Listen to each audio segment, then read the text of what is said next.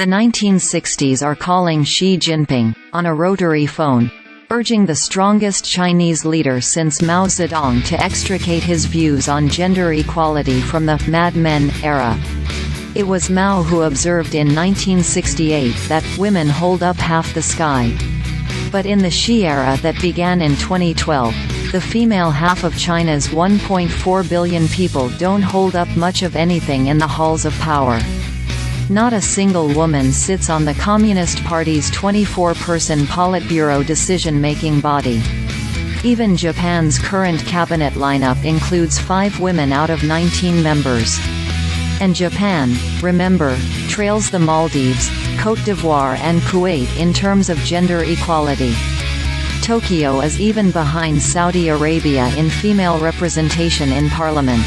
Yet Xi's call for women to take responsibility for establishing a new trend of family, to put China on a better demographic path and, by extension, a more vibrant economic trajectory misses the point.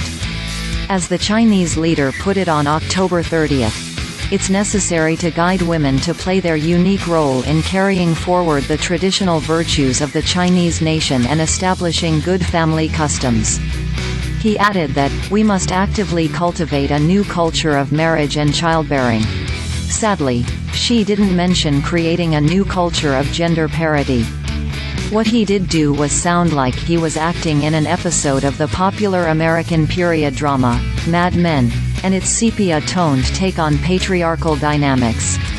Xi isn't talking about policies to increase gender equality, which economists agree is a necessary ingredient to building a more innovative and productive economy. Nor did Ding Xuexiang, a key Xi deputy, include the standard phrasing that greater equality is a pillar of the Chinese growth model during his October 30th address to lawmakers. In the 2 weeks since then, Xi's party has had ample opportunity to dispel concerns among pro-woman groups that Asia's biggest economy is undergoing a worrying regression. And here, it's hard not to fear China is pivoting further in Japan's direction in downplaying the potential of fully half its population.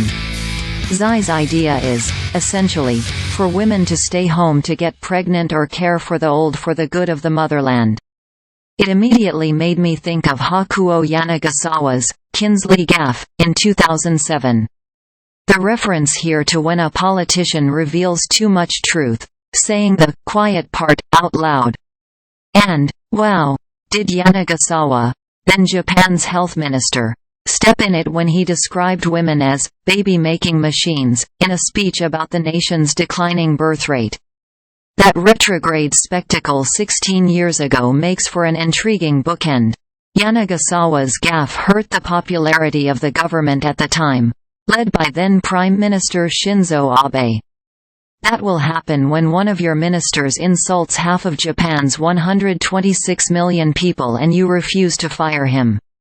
When Abe returned for a second stint as premier in 2012, he did so in full feminist mode.